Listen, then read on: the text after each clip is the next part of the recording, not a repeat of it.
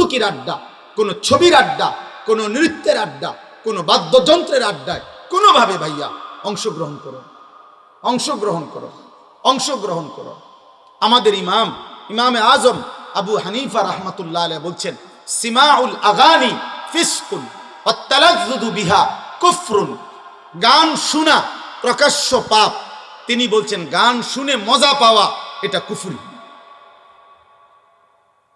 কুফরি, খোদার কসম এটা কুফরি। তিনি বলছেন, কোরআনে আল্লাহ বলছে গান, বাদ্য, গায়িকা, গানের আসর, নৃত্যের আসর, বাদ্যযন্ত্রের আসর যারা জমায়, উলাইকা লাহুম আযাবুম মুহিন, আমি আল্লাহ তাদের জন্য অত্যন্ত লজ্জাজনক মর্মান্তিক আযাব আমি নির্ধারণ করেছি। এজন্য ধর্মের নামে, এজন্য ভক্তির নামে, মাজারের নামে, ব্যক্তির নামে, আউলিয়ার নামে, পীরের নামে, মুর্শিদের নামে, অধর্মের নামে, সিনেমার নামে, নাটকের নামে, নায়ক নায়িকার প্রেমের নামে, ভালোবাসার নামে, যেই কোনো নামেই বাদ্যযন্ত্র বাজাইলে, গান গাইলে, ভক্তিমূলক হোক আর অভক্তিমূলক, হারাম, এটা হারাম, এটা হারাম, এটা হারাম। যেখানে টুং টুং টুং টুং করে সেখানেই ইবলিস বাঁশি বাজায়। কোরআন শরীফে আছে, ওয়াস্তাফজিজ মান ইসতাতা'তা মিনহুম বিসাউতিক। বাদ্যযন্ত্র বাজলেই আল্লাহ বলছে এটা শয়তানের আওয়াজ, এটা শয়তানের আওয়াজ। আপনি এটা মারফতি কোন আর যে ফতি কোন, আপনি কি করবেন না আপনি বুঝেন। আমার কথা যদি বুঝে না ধরে বলে না আরো হুজুরে তো আপনি যেটা বুঝে ধরে আমি সেটা ধরে। আমারটা আমি বলছি, আমি জানি যে দূর, আমার ফুজি যে দূর, আমি বলছি এতে ভালোটা আপনি বলেন, কিন্তু আমারটা আমি বললাম। কোন মুসলমান, কোন ইমানদার খোদার কসম গান পছন্দ করতে পারে না। আল্লাহ নবী, ওই আমার আগে মাওলানা হুসাইন ভাই এটা বলতে চাইছেন, আল্লাহ নবী বলছে আমার উম্মত যখন শেষ জামানায় গানে আসক্ত হবে, গায়িকায় আসক্ত হবে, নৃত্যে আসক্ত হবে, বাদ্যযন্ত্র বেড়ে যাবে, হালাল পানির মতো মদ পান করতে থাকবে। আল্লাহ রাসূল সাল্লাল্লাহু আলাইহি ওয়াসাল্লাম বলেছেন, ইজা যাহারাতিল কাইনাত ওয়াল মাআজিফ ওয়াস্তাহাল্লাতিল খামরা। আল্লাহ নবী বলেন আমার উম্মতকে তখন মাটিতে ধসিয়ে দেওয়া হবে, পাথরের বৃষ্টি বর্ষণ করা হবে, চেহারা বিকৃত করে। কোনো দিন রাত গভীরে এই নাফরমান এমন হতে পারে, আল্লাহ মাফ করে দেন, কোনো দিন রাত গভীরে শুইবার পরে ঘুম থেকে, গানের আসর থেকে, বাদ্যের আসরে, মদের আসরে, জুয়ার আসরে, প্রিয় ভাই আমার, আল্লাহর কসম মুহাম্মদ আরবি 1450 বছরে মিথ্যা বলে নাই। এই পাপের শাস্তি হিসাবে নবী বলছে চেহারা কোনোদিন অচিরেই শেষ জামানায় আমার উম্মতের চেহারা এই গান, বাদ্য, মদ, নেশা, জুয়ার আসক্ত ব্যক্তির চেহারা মানুষের সুরত বদলিয়ে পশু জানোয়ারের আকৃতি হয়ে যাবে। কোনদিন হয়তো দেখবে সে, কোন এক জেনারেশন হয়তো দেখবে বান্দর হয়ে গেছে, শুকর হয়ে গেছে। আল্লাহ মাফ করে দেন। কোনোভাবেই না, কোনোভাবেই না। অতএব কোনোভাবেই আপনারা আপনাদের ছেলে মেয়েদেরকে, আপনাদের নিজেদেরকে, বয়স্ক মানুষ চা দোকানে বসা চা খাইতেন গেছেন, টেলিভিশন দেখেন কেন? চা না খাইবেন আপনি? নর্তকী দেখেন কেন? গায়িকার নাচ দেখেন কেন? 60 বছর বয়স এখনো লজ্জা হয় না? আপনি মরতেন না? আপনি কবরে যাইতেন না? মাতবুরি করেন, আপনি ফুট 3 জন বিদেশ, হ্যাঁ বিল্ডিং করে লাইছেন, বাজার সদাই ঠিক মতো চলতেছে, খাইয়া দাইয়া কোনো অসুবিধা নাই, তো খাইয়া দাইয়া না অসুবিধা নাই, কবরে না অসুবিধা। আপনার বুঝি কইছে খাইয়া দাইয়া অসুবিধা হইব, খাইয়া দাই আর কয় টাকা, ফাঙ্গাস তেলাফিয়া দামে কত, অসুবিধা কি তো হইতে হয়? এই বাজার সদাই চলার জন্য তো ফুট একজন বিদেশ গেলে চলে, বিল্ডিং এ কেনার কয় টাকা খরচ? দুনিয়ার অসুবিধা তো বলে নাই, অসুবিধা তো হবে কবরে, অসুবিধা তো হবে আখিরাতে। সেদিনের অসুবিধা তো আর শেষ হবে না আব্বা। আজ দুনিয়ার অসুবিধা তো শেষ হবে, আগামী দিনের আখিরাতের অসুবিধা তো শেষ হবে না, শেষ হবে না রে বাপ, শেষ হবে না। আল্লাহ তাআলা বলেন আমি কোরআনের আয়াতগুলো কেন নাজিল করলাম, লাআল্লাকুম তাযাক্কারুন, যেন তোমরা উপদেশ গ্রহণ করতে পারো। আল্লাহ বলেন আমি নিজে তোমাদের সামনে ওয়াজ করলাম, ইয়াইজুকুম, আমি আল্লাহই তোমাদের কাছে ওয়াজ করছি। কেন? লাআল্লাকুম তাযাক্কারুন, যেন তোমরা উপদেশ গ্রহণ করতে পারো। আল্লাহ বলেন বিভিন্ন জাতির ঘটনা আমি আল্লাহ তাআলা কোরআনে কেন উল্লেখ করলাম? কেন? ইবরাতুল্লি উলিল আলবাব, বুদ্ধিমান বিবেকবানদের জন্য যেন সেটা উপদেশ হয়। এজন্য নূহের ঘটনা, লূত আলাইহিস সালামের ঘটনা, ফেরাউন নমরুদের ঘটনা, অনুগত অবাধ্য ব্যক্তি জাতির ঘটনা কেন উল্লেখ করলেন? যেন ইবরত, উপদেশ হয়। আল্লাহ তাআলা বলেন, বন্ধু আপনি পূর্ববর্তী অনুগত বা অবাধ্য জাতির ঘটনা বলি, আপনি বলেন আমার বান্দাদের কাছে। কেন? লাআল্লাহুম ইয়াতাফাক্কারুন, যেন তারা ফিকির করে, ভাবে যে অনুগতের পরিণতি কি হলো, অবাধ্যের পরিণতি কি হলো, আমার জন্য উচিত কি, যেন ভাবে। আল্লাহ তাআলা বলেন ফা'তাবিরু ইয়া উলিল আবসার, হে চোখওয়ালারা তোমরা ভাবো। ফা'তাবিরু ইয়া উলিল আলবাব, হে বুদ্ধি বিবেক সম্পন্নরা তোমরা ভাবো। ভাবো কি করছো, কিছু বুঝছো কিনা, পেছনের এই জাতির ইতিহাস আমার কোরআনের কথার থেকে কিছু অনুধাবন করছো কিনা। কোরআনুল কারীমে আছে আল্লাহ তাআলা মূসা আলাইহিস সালামকে বলছেন, তুমি ফেরাউনের কাছে কালেমার দাওয়াত নাও, নিয়ে যাও, আমার কথা গিয়ে বলো, ইমানের দাওয়াত দাও। কেন? ফেরাউনের মতো নিকৃষ্ট কাফের, তার জায়গাতেও আল্লাহ তাআলার ইচ্ছা। আল্লাহ বলতেছেন লাআল্লাহু ইয়াতাযাক্কারু আও ইয়াখশা, হতে পারে সে উপদেশ গ্রহণ করবে অথবা আমি আল্লাহকে ভয় করব। তাহলে ফেরাউনের কাছেও আল্লাহর কামনা, আল্লাহর কথা পৌঁছানোর উদ্দেশ্য উপদেশ গ্রহণ অথবা ভয় করা আল্লাহকে। সেখানে আমাদের কাছে কি ইচ্ছা? এটাই। উপদেশ যদি হৃদয় না নড়ে, বিবেক যদি না নড়ে, ন্যূনতম কোনো অনুভূতি যদি না জাগে, বিবেকের মধ্যে যদি একটু নড়াচড়া না হয়, অন্তরে যদি একটু কোনো কথা উঠানামা না হয়, তাহলে কোনো ফায়দা নাই। আয়োজনেরও কোনো লাভ নাই, বলারও কোনো লাভ নাই, শুনবারও কোনো লাভ। হৃদয় নড়তে হবে, অনুভূতি জাগ্রত হইতে হবে, বিবেক জাগ্রত হইতে হবে।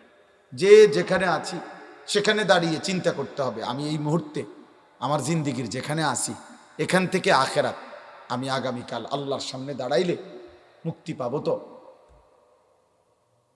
আমার আল্লাহ মাফ করবে তো? আমি আমার হিসাব দিতে পারবো তো? এই এই এই অনুভূতি আসা, এটাই সমস্ত ওয়াজ মাহফিল, এটার মাকসাদ, এটার মাকসাদ। আল্লাহ তাআলা বলে, বান্দা আমি কিন্তু স্পষ্ট বলছি, বান্দা আমি হিসাব নেব, আমি হিসাব নেব। আজ আমি সব দিলাম, আগামীকাল আমি সব হিসাব নেব, হিসাব নেব আমি। ওয়াকিফুহুম ইন্নাহুম মাসউলুন, কিয়ামতের দিন আল্লাহ ফেরেশতাদেরকে বলবে, ফেরেশতা একজন একজন করে আমি আল্লাহর সামনে দাঁড় করাও আমার বান্দা, আমি আল্লাহ, আমি জিজ্ঞেস করি আমার বান্দা আমার 60 বছর হিসাব দাও, আমার একটা একটা নিঃশ্বাসের হিসাব দাও, আমার এক এক লোকমা খাবারের হিসাব দাও, আমার এক এক ঢোক পানির হিসাব দাও, আমার হার্টবিট, হৃদয়ের স্পন্দন আমি দিয়েছি, আমারটার হিসাব দাও। তোমার যা এগুলার হিসাব দিও না, যাও আমারটারটা দাও, আমি যা দিছি। এখন আমার কোনটা, আল্লাহর কোনটা? আল্লাহ দেয় নাই এমন কি আমাদের আছে? কিছু কথা বলেন না, এমন কিছু মনে হয়? জীবনের যত আয়োজন, চারিদিকের যত আয়োজন, আমার মাঝে যত আয়োজন, আমার দ্বারা যা হয়, সৃষ্টির দ্বারা যা হয়, সব করায় কে? তো কি পরিমাণ হিসাব দিতে হবে? লা তাজুলু কদামা ইবনে আদম মিন ইনদি রাব্বিহি ইয়াউমাল কিয়ামা হাত্তা ইউসআলা আন খামসিন। আল্লাহর নবী সাল্লাল্লাহু আলাইহি সাল্লাম বলেন, কোন মানব সন্তান কিয়ামতের দিন আল্লাহর সামনের থেকে 5টি প্রশ্নের উত্তর না দিয়ে এক কদম আগে বাড়তে পারে। হিসাব দিতে হবে। আন উমরিহি ফিমা আফনাহু, আল্লাহ জিজ্ঞেস করবেন, বান্দা আমার দেওয়া পুরা হায়াত কোথায় ব্যয় করেছে? বলো বান্দা। ওয়া আন শাবাবিহি ফিমা আবলাহু, আমার দেওয়া যৌবন কোথায় নিঃশেষ করেছ? আবার বল। একবার পুরা হায়াতের হিসাব দিতে হবে। আবার পুনরায় বলবেন যে আবার যৌবনের হিসাব দাও। এই জন্য প্রত্যেক ব্যক্তির যৌবনের হিসাব দিতে হবে দুইবার, একবার পুরাটার সাথে, আরেকবার পৃথক। একবার মনে করেন 60 বছরের হিসাব দেওয়ার সময়ও যৌবনকাল বলতে হবে, আবার আল্লাহ বলবেন ঠিক আছে এবার পৃথক, কমপক্ষে 15 থেকে 40। মানুষের পূর্ণ যৌবন মূল হলো এই 25 বছর, এই 25 বছরের হিসাব আলাদা দাও। আবার বলো, আবার বলো। হায়াতের হিসাব দুইবার দিতে হবে, একবার পুরা হায়াত, আরেকবার যৌবনকাল। ওয়ান মালিহি, আল্লাহ তৃতীয় প্রশ্ন করবেন, তোমার প্রতিটা সম্পত্তির ব্যাপারে আমি আল্লাহর কাছে হিসাব দাও। দুইটা হিসাব দিবা, তুমি দুটোটা বলবা। মিন আইনা ইকতাসাবা ওয়া ফীমা আনফাকা, প্রতিটা টাকা, প্রতিটা উপার্জনের ব্যাপারে তুমি বলো উপার্জন করেছো কিভাবে, ব্যয় করেছো কোথায়। হালাল হারাম তুমি বলো, তুমি পরিষ্কার। এখন কও যে আমি এটা সুদে নিছি, এটা আমি কিস্তিতে নিছি, এটা আমি ঘাম ঝরাইয়া নিছি, এটা আমি হালাল ভাবে নিছি। তুমি বলো, তোমাকেই বলতে হবে আজ হালাল কোনটা, হারাম কোনটা, সুদের টাকা কোনটা, কিস্তির টাকা কোনটা, 2 নম্বরই কোনটা, 6 নম্বরই কোনটা। ওজনে কম দিয়া কাস্টমারকে ঠকাইছো যে, এখন কও, তুমি কও, আজকে তুমি বলবে। খোদার কসম বলতে হবে। ইয়াউমা তুবলাস সারাইর, আল্লাহ বলেন বান্দা এই সৃষ্টির সমস্ত গোপন বিষয় সেদিন হাসরের ময়দানে আমি আল্লাহর পক্ষ থেকে খুলে দেওয়া হবে, খুলে দেওয়া হবে বান্দা, খুলে দেওয়া হবে। সেদিন সব মানুষ শুনবে, এবং সবচেয়ে ভয়ানক কথা হলো, মনে রাখবেন, প্রত্যেক মানুষকে তার পরিচিত জনদের সাথেই উঠানো হবে। আমারে আপনারে সিন জাফানের মানুষের সাথে উঠাবে না। এই এখন যেমন চোখ চেনা চেনা, এই তখনও চোখ চেনা চেনা, এলোমেলো উঠাবে না। ইয়াউমাইদিন ইয়াসদুরুন নাসু আশতাতা লিয়ুরাউ আ'মালাহুম, আল্লাহ বলে সেদিন কিয়ামতের দিন ফেরেশতারা মানুষকে দলে দলে, গ্রুপে গ্রুপে টেনে নিয়ে আসবে, গ্রুপ গ্রুপ করে। অতএব এই মানুষগুলো শুনবে, সেদিন সবাই দেখবে, শুনবে, আল্লাহর সামনে বলবেন আপনি যে আল্লাহ আমার এই টাকাটা সুদের, আমার এই টাকাটা বাটপাড়ির, আমার এই টাকাটা ওই আমার ওই লোকটার ঠকাইয়া। আহা, সেদিন লজ্জায় আর অপমানে মাথাটা ছোট হয়ে যায়, ছোট হয়ে যায়। মিন আইনা ইকতাসাবা ওয়া ফীমা আনফাকা। 5 নাম্বার হলো ওয়া মাযা আলিমা ফীমা মাযা আমিলা ফীমা আলিমা।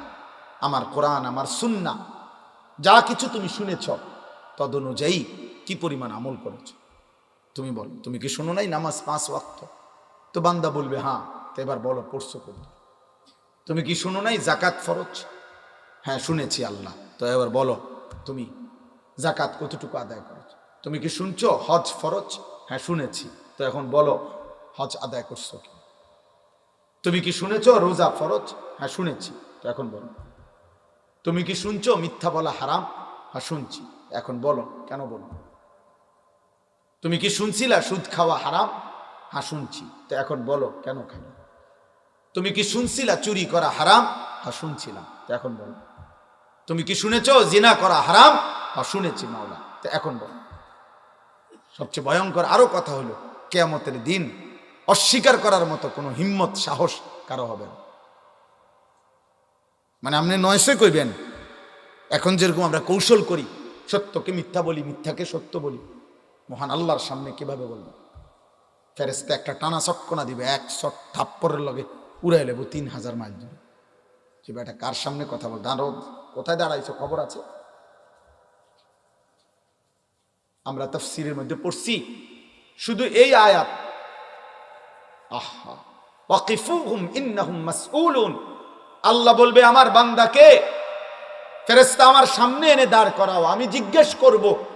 এই কথাইটা, এই একটা আয়াত, একজন বড় বুজুর্গ ছিলেন আলী ইবনুল ফুজাইল রাহমাতুল্লাহি আলাইহি, বহুত বড় আল্লাহওয়ালা ছিলেন। এই বুজুর্গ একদিন রাত গভীরে তাহাজ্জুদের নামাজে দাঁড়িয়ে এই আয়াতটা পড়তেছিলেন।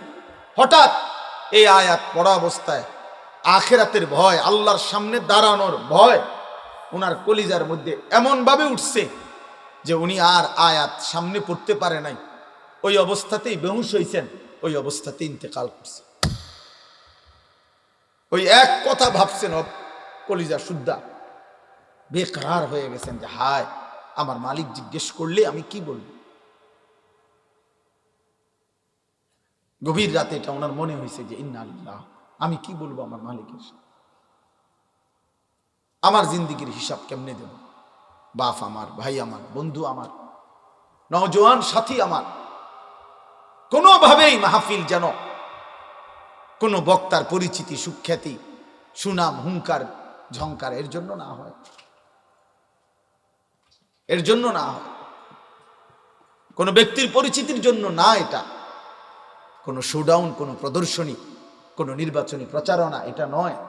শুধুই আখিরাত, শুধুই আখিরাত, শতভাগ আখিরাত, শতভাগ আখিরাত। বলা, শোনা, ইন্তজাম করা, বারবার চেষ্টা করা উচিত যে শুধুই আখিরাত, আর কোনো ফিকির নেই, আর কোনো ফিকির নেই। এজন্য আমার বাপ, আমি এটা প্রথম বলবো, পরিবর্তন মাকসাদ, আর পরিবর্তন করে কে? আল্লাহ। কোন ব্যক্তির চেষ্টায়, কোন ব্যক্তির সিদ্ধান্তে, কোন ব্যক্তির ভালোবাসায় মানুষের পরিবর্তন হবে না। ব্যক্তি বলতে পারবে, কিন্তু পরিবর্তন মূলত করে কে? কোরআন শরীফের আয়াত শুনেন, একেবারে পরিষ্কার কোরআনের আয়াত। হযরত নূহ আলাইহিস সালাম 950 বছর মানুষকে আল্লাহর দিকে ডাকছেন। কোরআনে আছে, উনি বারবার এই কথা বলতেন, ওয়ালা ইয়ানফাউকুম নুসহি ইন আরাদতু লাকুম ইন আরাদতু আন আনসাহা লাকুম। হে আমার জাতি, আমি যতই তোমাদেরকে উপদেশ দিতে চাই, আমার নসিহত তোমাদের কোনো উপকারে আসবে না। ইন কানাল্লাহু ইউরিদু আন ইউগবিয়াকুম, যদি আল্লাহ সিদ্ধান্ত নেয় তোমাদেরকে গোমরা করে দিবে, পথ ভ্রষ্ট করে দিবে, তাহলে আমি 950 বছর নয়, 1.5 বছর চাইলেও আমি তোমাদের পরিবর্তন করতে পারবো। হুয়া রাব্বুকুম ওয়া ইলাইহি তুরজাউন। এরপরে তিনি বলতেন, তিনিই তোমাদের রব, তার কাছেই তোমাদেরকে ফিরতে হবে। আমার কাছে কোনোদিন যদি জবাব নাও দিতে হয়, আমারে যদি তোমরা চিরদিন দমাইয়াই রাখো, আমারে মনে করো ছোট করেই রাখলা, আমারে মনে করো অপমান করেই ফেলে দিলা, আমি হুজুর, আমি মোল্লা, আমি মৌলবী, আমি ইমাম, ঠিক আছে, আমারে চুরেই দিলা, আমারে তুচ্ছই করলা, জীবনভর অপমানই করলা, কোনো অসুবিধা নাই। হুয়া রব্বুকুম, তিনি তোমার রব, ওয়া ইলাইহি তুরজাউন, তার কাছেই তোমাকে ফিরতে হবে। কথা বলতে হবে তার সাথে, জবাব দিতে হবে তার কাছে, হিসাব দিতে হবে তার কাছে। এটা জরুরি আব্বা, এটা ভীষণ জরুরি। আত্ম উপলব্ধি চাই, নিজের ভিতরে এই বিবেক চাই, এই অনুভূতি দরকার, এই অনুভূতি দরকার। এখন দাঁড়িয়ে আপনি বলেন, আজ আমি যা করছি এতে আখিরাত টিকবে তো? আল্লাহর সামনে বলতে পারবেন তো? দিনের পর দিন যাদের নামাজ ছুটে যায়, কি হবে তাদের? একটি মসজিদকে কেন্দ্র করে মনে করেন 50 ঘর যদি মুসলমান হয়, 50 ঘরের মধ্যে যদি 4 জন করে পুরুষ হয়, কথার কথায় ধরলাম, তাহলে 200 জন পুরুষ, তাহলে 200 জন পুরুষ কমপক্ষে ধরে নিলাম এই মসজিদকে কেন্দ্র করে, এর মধ্যে হতে পারে 100 জন ছেলে, কিশোর যুবক। এখন ফজরের নামাজ, খোদার 365 দিনে ফজরের নামাজে উপস্থিতি কত? তো এই মহল্লার এই 100 যুবক ফজরের নামাজ পড়বে কোন বছর থেকে? আপনাদের মসজিদ যে বছর 6 তালা শেষ হইব ওই বছর থেকে নাকি? মসজিদ আরো করেন, এটা আরো বাড়ান, মসজিদ 6 তালা করেন, এগুলো পুরান হয়ে গেছে, টাইলস এই মডেল চলে না, বদলান, আরো ডিজাইনেবল করেন। হ্যাঁ করেন তো, অসুবিধা কি? কিন্তু মুসল্লি, মহল্লাবাসী নামাজ পড়বে কোন বছর? আপনি মরার পরে, আমি মরার পরে।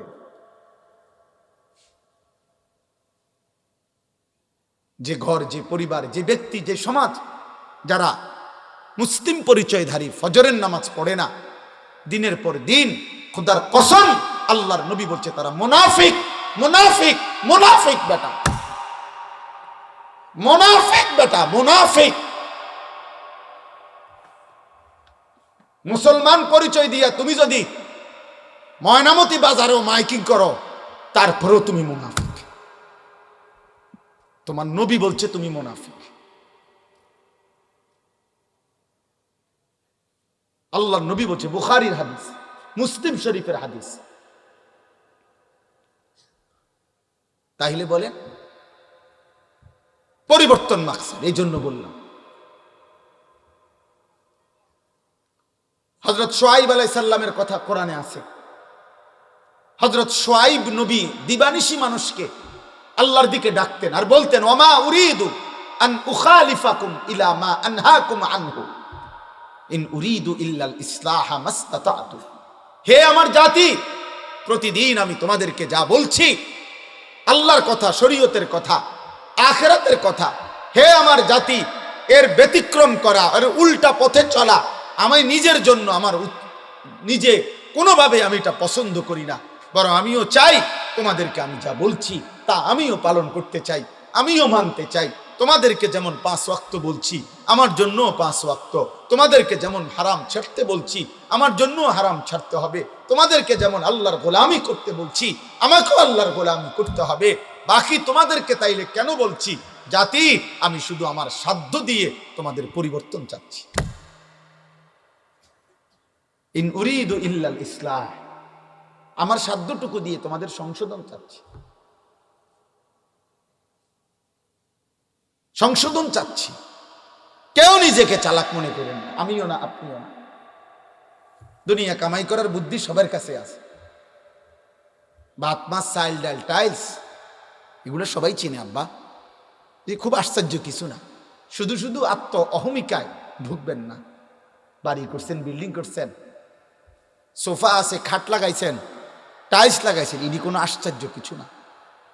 এটি চেনে না বা বোঝে না এমন কোনো বদিল্লাও নাই, এমন কোনো মূর্খও নাই। মূর্খ একবারে গণ্ড মূর্খ এগুলো চেনে।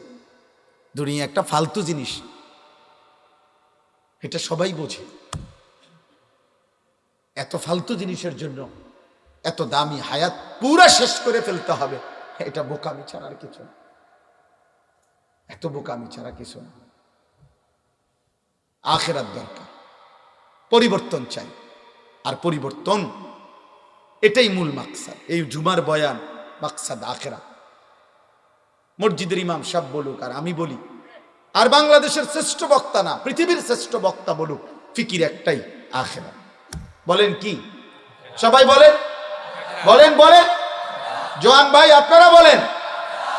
দোস্ত এই শব্দ মুখস্থ করে। আখিরাত ভুলে গেলে জীবনের অর্থ থাকে না আব্বা। মুসলমান হওয়ার পরে যার অনুভূতিতে চলতে ফিরতে 24 ঘন্টায়, 100 ঘন্টায়, 1 সপ্তাহে, 3 দিনে, 1 দিনে, 10 দিনে, আহারে আব্বা, একবারও যার আখিরাত মনে পড়ে না, রবের সাথে যার সুতা ছিঁড়ে গেছে, মালিকের সাথে যার বাঁধন ছিঁড়ে গেছে, সে আর মানুষ থাকে না। পরে মানুষ বলে না, জীবন যার কাছে একটাই অর্থ যে আমার যা চাহিদা তা পূরণ হলেই চলবে, হালাল না হারাম, জায়েজ না না জায়েজ, উচিত না অনুচিত, আমি এত কিছু বুঝি না, আমার চাহিদা পূরণ হলেই চলবে, এটা যার জীবনের অর্থ, আল্লাহর কসম তাকে মানুষ বলে না, জানোয়ার বলে। এটা জানোয়ারের ধর্ম, এটা কোরআনে আছে। এটা পশুর ধর্ম, চতুষ্পদ জন্তুর ধর্ম এটা, যে সে বুঝে তার চাহিদা পূরণ। এই জন্য জানোয়ারের কোনো হালাল হারাম নাই, পাক না ফাক নাই, হালাল হারাম নাই, জায়েজ না জায়েজ না, আমার চাহিদা পূরণ হলেই চলবে। আমি নারী দেখব, সোজা কথা, এখন আমার লজ্জাস্থানের চাহিদা। এবার আমি মোবাইলে পারি, নর্তকী পারি, উলঙ্গ ছবি পারি, জিনার দৃশ্য পারি, টেলিভিশনে হোক, সিনেমাতে হোক, নাটকে হোক, রাস্তাতে হোক, বাজারে গিয়া হোক, মার্কেটে গিয়া হোক, রেস্তোরাঁয় গিয়া হোক, যেখানে পারি আমার নারী দেখার চাহিদা আমার দেখতে হবে, সোজা। একে কি দেখা আমার হালাল না হারাম একে দেখা আমার জন্য জায়েজ না না জায়েজ এত কিছু আমার দরকার নাই, আমি তো জানোয়ার।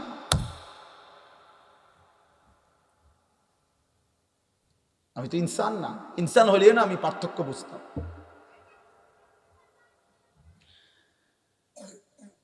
এই জন্য এটা জরুরি বিষয়, এটা বহুত জরুরি বিষয়। জীবন, আবারও বললাম, জীবনের অর্থ যার কাছে চাহিদা পূরণ, 12 লাখ টাকা দরকার, আমার টাকা দরকার 12 লাখ, সোজা কথা। অতএব আমার এটা লাগবে, অতএব 6 লাখ টাকা জমি বেচে নিলাম, 6 লাখ টাকা সুদে কিস্তিতে নিলাম, আমার টাকা মিল হয়েছে। বলে ভাই একটা তো হালাল একটা তো হারাম, আরে তো সব কানে হুজুর প্রত্যেক কিছুতে নাক গলান নিয়ে আপনারা তো কথা জিজ্ঞারের দরকার, আমার চাহিদা পূরণ হইলো আমার মাকসাদ। এই স্বভাব জানোয়ারের স্বভাব, চতুষ্পদ জন্তুর স্বভাব।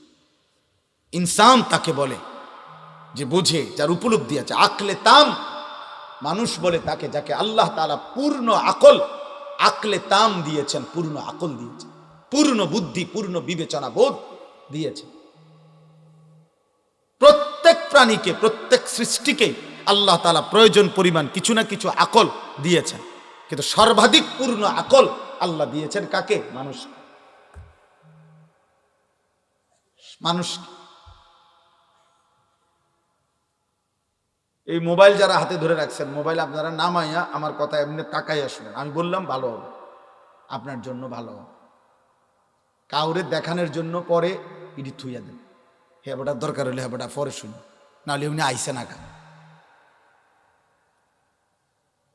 কথা বুঝেন নাই। মহিলা যদি জিজ্ঞা বলে আমি শুনলাম, বলে তোমার কইছে ভালো হইয়া চলতা, সোজা হয়ে যাইতে, সোজা হবে, পর্দা পুশিদা করতে, আল্লাহ খুদা মানতাম, শেষ কথা শেষ। আর কি আপনি শোনেন, আপনার কলিজায় আল্লাহর ভয় আসলে পুরো ফ্যামিলির উপর ইনশাআল্লাহ এটার আসর পড়বে, আপনার হাঁটতেও এটার প্রভাব পড়বে, চলতেও এটার। হৃদয় যদি আপনার নড়ে, ইনশাআল্লাহ এটা নিয়মে, এটাই নিয়ম। আপনার হৃদয় নড়লে আশপাশও নড়বে ইনশাআল্লাহ।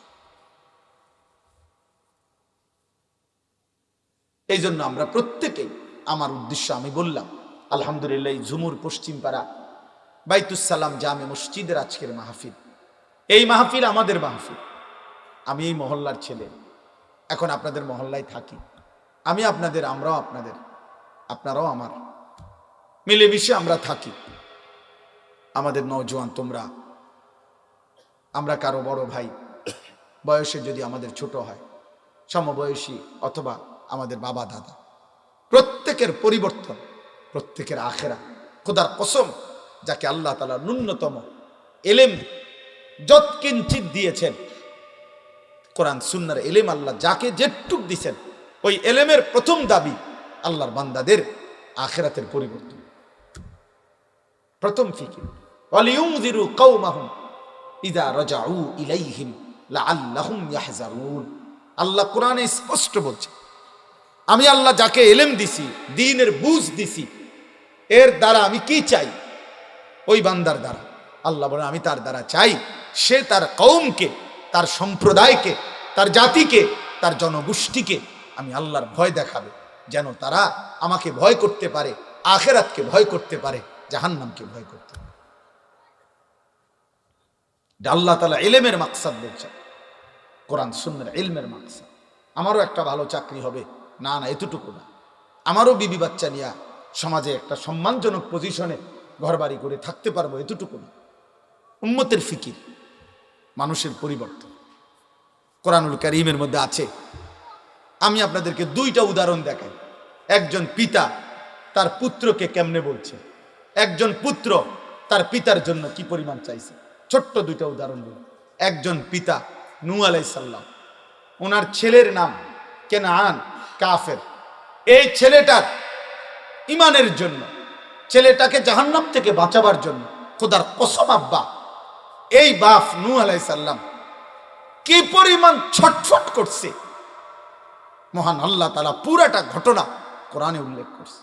যে তোমরা দেখো পৃথিবীবাসী, এক বাবা তার ছেলেকে জাহান্নাম থেকে বাঁচাবার জন্য কি করছে, কি করছে। 950 বছর পরে যখন তুফান শুরু হয়েছে, 950 বছর ধরে আল্লাহর কথা বলতে বলতে ক্লান্ত এক নবী নূহ আলাইহিস সালাম, 950 বছর কানতে কানতে উম্মতের জন্য চোখের পানি যার শেষ, এমন এক নবী নূহ আলাইহিস সালাম। 950 বছর হাজার হাজার বার, শত শতবার যিনি আহত হয়ে, রক্তাক্ত হয়ে, বেহুশ হয়ে রাস্তার পাশে ডাস্টবিনের ময়লার সাথে যাকে ফেলে রাখতো দুনার জাতি, সেই মানুষটার নাম নূহ আলাইহিস সালাম। 950 বছরে রক্ত মাখা দেহ বেহুশ মুছে প্রতিবার নিজের কওমের জন্য হেদায়েত কামনা করছেন যেই নবী, তিনি নূহ আলাইহিস সালাম। 950 বছর আব্বা, 1-2 দিন না, খামখেয়ালি কথা না। এই 950 বছর পরেও আল্লাহ যখন বলে দিছে আর লাগবে না, আর কাউকে তুমি বলো না, কোরআন শরীফে স্পষ্ট আছে, আল্লাহ বলছেন আর বলবে না। আল্লাহ বলছেন নূহ এবার নৌকা বানাও, আমি তুফান দেব, তুমি আর কাউকে বলো না। ফালা তাবতাইস, আর মন খারাপ করো না, যা হইছে হইছে, এবার আমি আল্লাহ তাআলার আযাব আসবে। তো তখন বাকি কওমের ব্যাপারে উনাকে আল্লাহ নিষেধ করে দিছে, আর কারো ঈমানের ব্যাপারে তুমি কোনো চেষ্টা করবা না, তোমার কাজ শেষ, আমি আল্লাহ আযাব দেব, শুধু তোমার অনুগত লোকগুলোকে নিয়ে তুমি নৌকায় উঠো। কিন্তু ওই মুহূর্তে বাপ খোদার কসম, কোরআনে লিখছে, সূরা হুদের মধ্যে আল্লাহ উল্লেখ করছে, এই সময় শেষ। আল্লাহ তো বলছে আর বলবা না, তবুও তিনি ওনার শেষ এই ছেলে কেনান, যে ছেলেটা ঈমান আনে নাই, যে ছেলেটা কালেমা পড়ে নাই, ওনার চোখের সামনে উনি দেখতেছে, বাহিরে এখনো দাঁড়িয়ে আছে, উনি তখনও তাকে ডাকছে, ইয়া বুনাইয়ার কাম মা'না ওয়ালা তাকুম মা'আল কাফিরিন। আমার প্রিয় সন্তান, আব্বা শেষবারের মতো আমি বাপ তোকে ডাকছি, আব্বা তুই আমাদের সাথে উঠে পড়, তুই বেঈমান মুশরিক নাফরমানদের সঙ্গী হইও না আব্বা। ইয়া বুনাইয়ার কাম মা'না ওয়ালা তাকুম মা'আল কাফিরিন। আয় না বাপ, আমাদের সাথে উঠে আয়। শেষবারের মতো সন্তান, আমি বাপ কেমনে ভুলতে পারি তোর জাহান্নাম, আমি কেমনে মেনে নিব আমার সন্তান জাহান্নামী হবে। আয় না বাপ। قال سآوي إلى جبل يعصمني من الماء। ছেলেটা না ফরমান বলল, আব্বা আমি পাহাড়ে আশ্রয় নেব, পানি থেকে বেঁচে যাব। قال لا عاصم اليوم من أمر الله إلا من رحم। নূহ আলাইহিস সালাম বললেন, বাপ আজকে এই তুফান থেকে আল্লাহ না বাঁচাইলে কায়নাতের কেউ বাঁচাইতে পারবে না, কেউ না বাপ। আল্লাহ বলেন, ওয়াহালা বাইনাহুমাল মাউজু ফাকানা মিনাল মুগরাকিন। কিছুক্ষণ পরে একটা লম্বা ঢেউ এসে ছেলেটাকে ধাক্কা মারলো, ছেলেটা পানির মধ্যে ডুবে যাচ্ছিল। নূহ আলাইহিস সালাম যখন বুঝছে আর বাঁচবে না, তখনও নূহ আলাইহিস সালাম আল্লাহর কাছে 2 হাত তুলে বলছেন, রব্বি ইন্না বিনি মিন আহলি।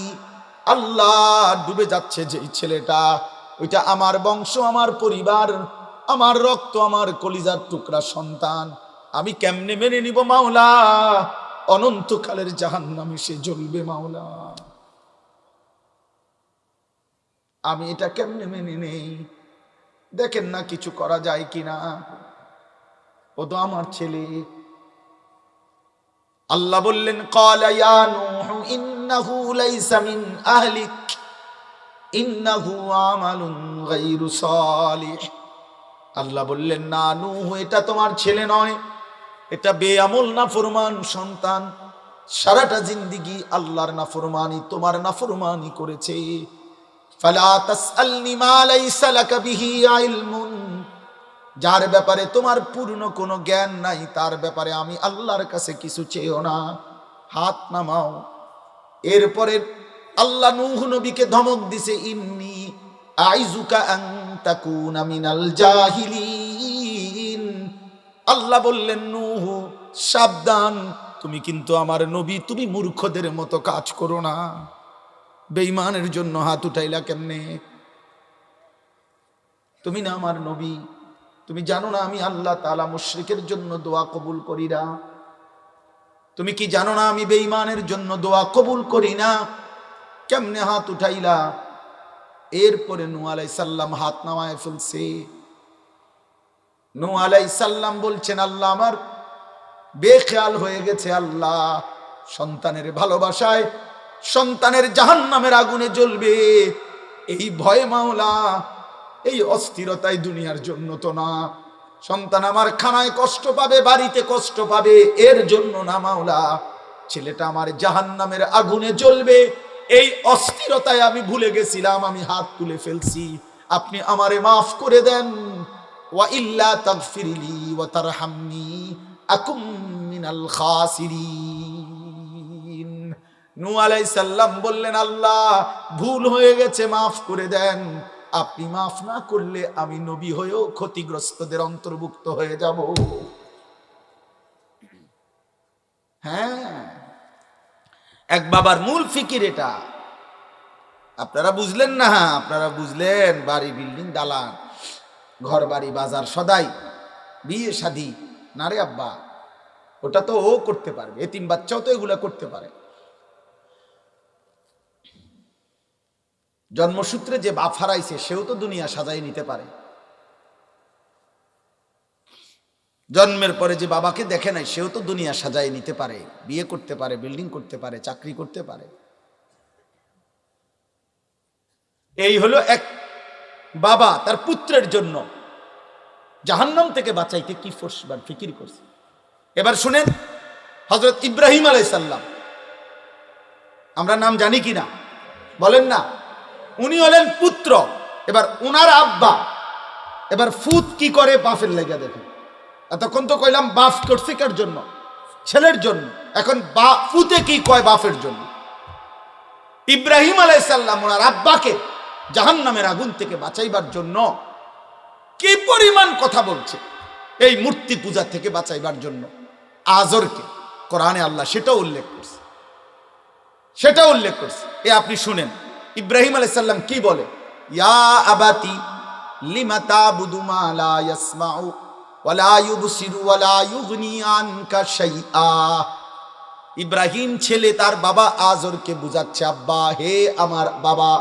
ইয়া আবাতি, এটা হলো হৃদয়ের সবচেয়ে বেশি ভালোবাসা দিয়ে আব্বাকে ডাক দেয় আরবিতে।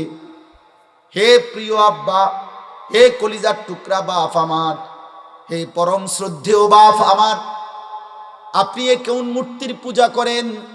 মা লা ইয়াসমাউ, যে কিছুই শোনে না, ওয়ালা ইউবসিরু, যে কিছুই দেখে না, ওয়ালা ইউগনি আনকা শাইআ, যে এক বিন্দু কোনো উপকার কারো করতে পারে না। এটা কি? একবার কইল, আবার বলতেছে পরের আয়াত, ইয়া আবাতি قد جاءني من العلم ما لم يأتك فاتبعني أهدك صراطا سويا। আবার বলতেছে, হে আমার আব্বা, একই শব্দ, হে প্রিয় আব্বা, আমার কাছে আল্লাহ আসমানি এমন ইলম দিছে, আখিরাতের ইলম, যেটা আপনার কাছে নাই আব্বা। আপনি আমার কথাটা মেনে নেন, আমি আপনাকে সরল সঠিক জান্নাতের রাস্তা দেখায় দেব। আবার বলতেছে, ইয়া আবাতি লা তাবুদিশ শাইতান ইন্নাশ শাইতানা কানা লিররহমানি আসিয়া। হে আমার আব্বা, কলিজার টুকরা বাপ আমার, কোনোভাবেই আব্বা শয়তানের গোলামি করবেন না, শয়তানের গোলামি কইরেন না রে বাপ। কেন? নিশ্চয়ই শয়তান আমার আল্লাহর প্রতি প্রচন্ড পরিমাণ অবাধ্যতা পোষণকারী। আবার বলতেছে, ইয়া আবাতি ইন্নী আখাফু আন ইয়ামাসসাকা আযাবুম মিনার রহমান।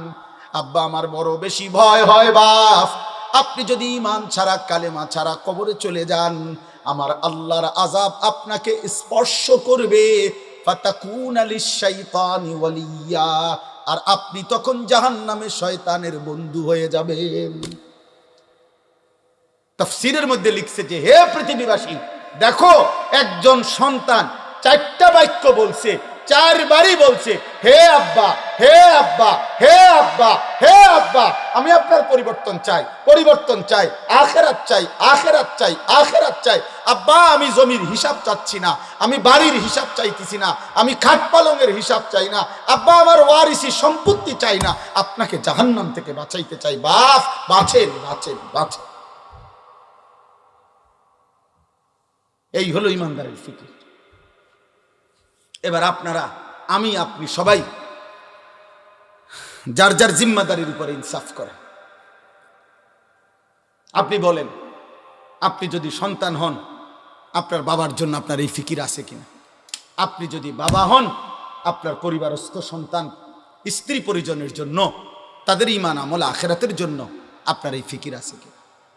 আপনি হিসাব মিলান।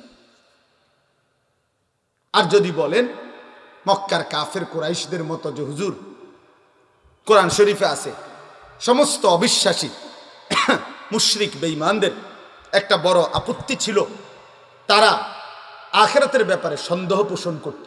এই জন্য নবীজিকে আখিরাতের ব্যাপারে ভিন্ন ভিন্ন পাল্টা যুক্তি দেখাইত, তারা সন্দেহ করত। এটাও যদি আপনাদের কারো থাকে তো সেটা বলেন, যে না হুজুর বলেন তো ঠিক আছে, কিন্তু আমার তো মনে হয় না আখিরাত হবে। এমন কি মনে হয় এখানে? দোস্ত নওজোয়ান ভাই, তোমরা বলো ভাই, এমন মনে হয়? এখানে এবার দেখেন, আমার আয়াতগুলো দেখেন, এই আয়াতগুলোর মধ্যে এই কথাটাই আছে। আল্লাহ তাআলা বলতেছেন 21 নম্বর পারা কোরআনুল কারীমের 32 নম্বর সূরা, সূরাটার নাম সূরা সেজদা। সেজদা আর কি, এই যে সেজদা দেই আমরা, নামাজের সেজদা, ওয়াদউল জাবহাতে আলাল আরদ, জমিন কপালে রাখা, এটাকে সেজদা বলে। এই সূরার নাম সেজদা। মনে রাখবেন বাপ, প্রকৃত অর্থে এটা সবসময় মনে রাখবেন, ছেলেরা বাবারাও সবাই, পর্দার আড়ালের মা বোন। মূলত এই কপাল, একেবারে সহজ কথা হলো, ইনসাফের সাথে যদি কেউ চিন্তা করে, তো যদি কেউ সামান্য ন্যূনতম বিবেক দিয়া ভাবেন, বুঝবেন যে হাত, চোখ, নাক, কান, জিহ্বা, ঠোঁট, আমাদের পাও, আমাদের মেধা, আমাদের অন্তর, এই সব কিছু খাটাইয়া আমরা দুনিয়াতে হাজারো আইটেমের উপার্জন করি। চাকরি, ব্যবসা, ক্ষেত খামার, কৃষি, পড়া লেখা, যে যা দুনিয়া সাজাচ্ছি, তো এগুলোর জন্য এই সব অঙ্গ শরীরের ব্যবহার হয়, কোনো না কোনো অঙ্গ। কিন্তু সূক্ষ্মভাবে চিন্তা করলে দেখবেন এই কপালটা, এই কপাল, এইটা দুনিয়াবি উপার্জনের কোনো কাজে লাগে না। এটা দিয়ে কিছু ধাক্কায়ও না, এটা দিয়ে কিছু টানেও না, এটা দিয়ে কিছু আলগায়ও না, এটা দিয়ে কিছু নামায়ও না। মানে কপাল দিয়া কোনো কাজ হয় না, দুনিয়াবি কোনো কাজ হয় না। তাহলে কেউ যদি বিবেক থাকে, সে যদি জিজ্ঞেস করে, আল্লাহ তাহলে এই কপালটা আপনি কেন বানাইলেন, যেটা দিয়ে ধরা যায় না, ছোঁয়া যায় না, ধাক্কা দেওয়া যায় না, আগানো যায় না, ফিচ্চানো যায় না, দুনিয়ার কোনো উপার্জনের কামে কপাল তো লাগে না, এটা দিলেন কেন? খোদার কসম, আরশ আজিমের মালিক আল্লাহ বলবে, বান্দা আমি আল্লাহ সারা দেহের অঙ্গ তোমার উপার্জনের জন্য যদিও দিছি, কপাল শুধুই আমাকে সেজদার জন্য দিছে। আমি চেয়েছিলাম কপালটা শুধু আমারে দিন,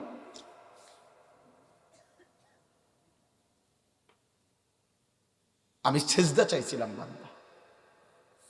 অতএব ওই মানুষ নিকৃষ্ট মানুষ, ওই মানুষ অসভ্য মানুষ, ওই মানুষ নামের কলঙ্ক, যার কপালে সেজদা নেই।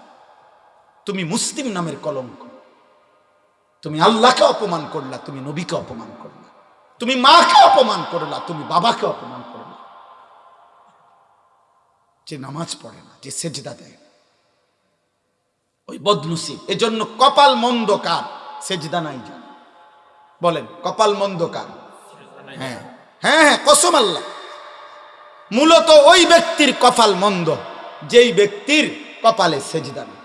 নাই তো ব্যবসায় লস খাওয়া, টাকা মাইর খাওয়া, পয়সা হারাইয়া যাওয়া, আপনার 2-4 লাখ টাকা ধরা খাইয়া যাওয়া, এটা কপালের দোষ না। আপনি কইলেন আমার কপাল খারাপ, কি হইছে? আমি একের জায়গা 2 লাখ টাকা মাইর খাইছে, আপনি ব্যাক কল দেখে মাইর খাইছেন, আপনার কপালে কিচ্ছু হয়েছে না। আপনার বুদ্ধি কমের কারণে, আপনি সিটারের খপ্পরে পড়ছেন, আপনি বাটপারের লগে ব্যবসা করছেন, ইত্যাদি ইত্যাদি হইতে পারে। তাহলে এইটার কারণ প্রত্যেক মানুষের দুনিয়াবি আর্থিক কোনো লসের কারণ কপাল খারাপ এই জন্য না, তোর বুদ্ধি কম, অথবা লোক মন্দ পড়ে বইছে, মাল 2 নম্বর পড়ে গেছে, এটা তো হলো এটার সমস্যা। কপালের কি সমস্যা? কপাল খারাপ তার, সেজদা নাই যা।